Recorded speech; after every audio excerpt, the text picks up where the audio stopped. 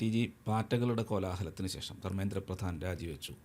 അതിനുശേഷം ഇപ്പോൾ പ്രധാനമന്ത്രി ഇൻസ്റ്റയിലേക്ക് വന്നു, വീഡിയോകളൊക്കെ ഇട്ട് തുടങ്ങി. മില്യൺ, അതായത് റെക്കോർഡ് ആണ് പല വീഡിയോകളും, 435 മില്യണൊക്കെ. മറ്റേ അതെടുത്ത് കളഞ്ഞില്ലേ?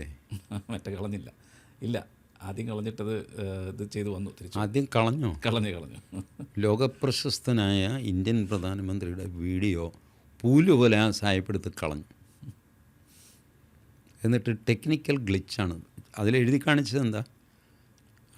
Because of a complaint this video is not available in your country. ഇതാണ് എഴുതി കാണിച്ചത്. നിങ്ങളുടെ രാജ്യത്ത്, മറ്റു രാജ്യത്ത് കാണാം, ഇത് ഗൾഫിലും യൂറോപ്പിലും ഒക്കെ വീഡിയോ കാണാം. എന്നിട്ട് സുക്കർബർഗ് ഇന്ത്യയിൽ മാത്രം ആ വീഡിയോ ഒരു കംപ്ലൈൻ്റ് ഉള്ളത് കൊണ്ട് കാണിക്കാൻ പറ്റും. കുറച്ച് നേരം കഴിഞ്ഞപ്പോൾ അടുത്ത number, it was a technical glitch, we are sorry, the video is reinstalled. Who is ruling our country? നമ്മുടെ പ്രധാനമന്ത്രി സുക്കർബർഗാണ് വായിച്ചത്, നരേന്ദ്രമോദി അല്ല. എനിക്കിത് പറയാൻ വലിയ സങ്കടമുണ്ട്. സുക്കർബർഗാണ് നമ്മളെ ഭരിക്കുന്നത്. വായിജത്തിൻ്റെ മൊബൈലിൽ വാട്സാപ്പിൽ ഒരു മെറ്റ AI കയറിയിരിപ്പില്ലേ? വായിജത്തിനോട് ചോദിച്ചോ, ചേട്ടാ ഞാനിവിടെ ഇരുന്നോട്ടെ എന്ന്? ഇതൊക്കെ വലിയ പ്രൈവസിയുള്ള സാധനമാണല്ലോ. അവരത് ചെയ്തു. നമ്മുടെ SMS ഒരു ജെമിനി കയറിയിരിപ്പില്ലേ? ആരോട് ചോദിച്ചിട്ടാ?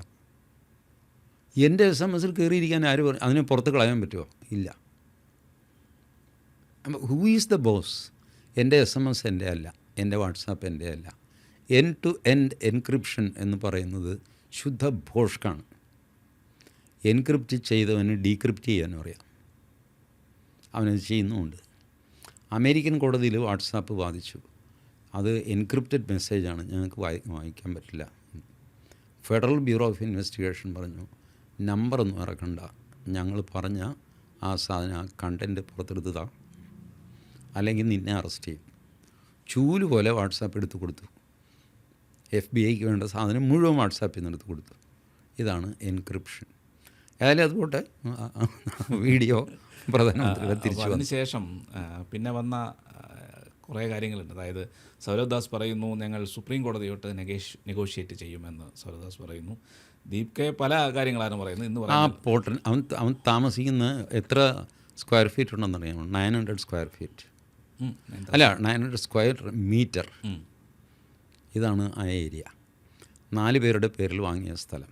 അത് വാടകയ്ക്ക് കൊടുത്ത് ഒരു ബിൽഡിങ്ങിൻ്റെ വാടക മാത്രമേ ഇപ്പോൾ പുറത്ത് വന്നിട്ടുണ്ട്, 10 ലക്ഷം. സൗരവ് ദാസിൻ്റെ വരുമാനം എന്താ ആർക്കും അറിയില്ല. ശരി, കൂടുതൽ വിവരങ്ങൾ പുറത്ത് വരുന്നു. അതായാലും വായിച്ച് ചോദിച്ചു.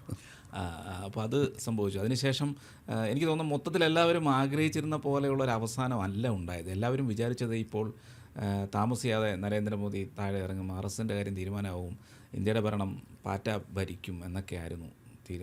എല്ലാവർക്കും ഇപ്പോൾ ഒരു വിഷമത്തിലായി തുടങ്ങി. മാത്രമല്ല, മോദിയെ ചീത്ത വിളിച്ചവരെല്ലാം വീഡിയോ ഇട്ട് തുടങ്ങി. കരയുന്ന വീഡിയോ ആണ് ഇപ്പോൾ വന്നുകൊണ്ടിരിക്കുന്നത്.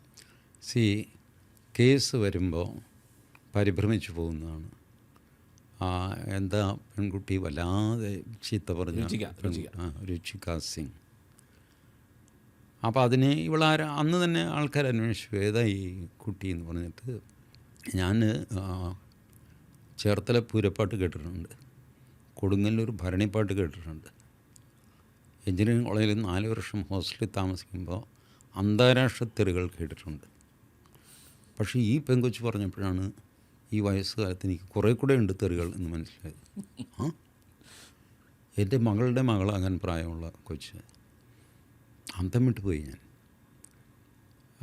എനിവേ, ഇപ്പോൾ പ്രധാനമന്ത്രി മാപ്പ് കൊടുത്തു, കേസൊന്നും ഉണ്ടാവില്ല എന്നൊക്കെ പറഞ്ഞു. പക്ഷേ പ്രൈവറ്റ് കേസിൽ നിന്ന് ഇവർക്ക് രക്ഷപ്പെടാൻ പറ്റില്ല.